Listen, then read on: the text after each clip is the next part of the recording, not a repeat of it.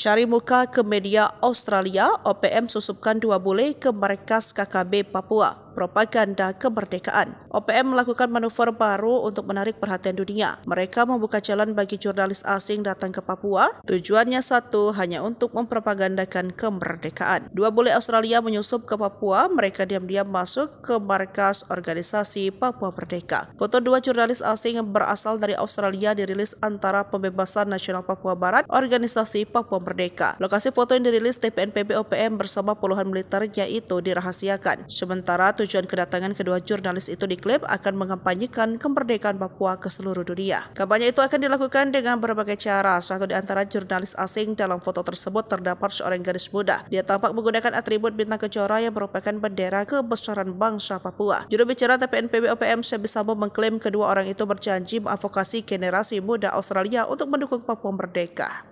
Mereka juga minta kepada semua kaum muda di seluruh dunia dapat mengambil bagian dalam kampanye global untuk mendukung perjuangan bangsa Papua, ujar Sebi. Menirukan pernyataan wartawan perempuan itu, Sebi menyebut mereka sedang fokus melakukan investigasi kejahatan kemanusiaan yang dilakukan militer dan polisi Indonesia di tanah Papua. Mereka berjanji akan membangun jaringan kampanye internasional melalui berbagai media, ujarnya. Sebi mengaku baru menerima komitmen kedua jurnalis yang dirilis itu meski wajahnya disensor. Sementara itu, aparat keamanan akan terus memburu pelaku penembakan terhadap seorang pekerja kayu asal Manado, Sulawesi Utara. Korban tewas usai ditembak kelompok kriminal bersenjata atau KKB Papua saat bekerja di Kaliwabo, Intan Jaya, Papua Tengah pada Sabtu 2 November lalu.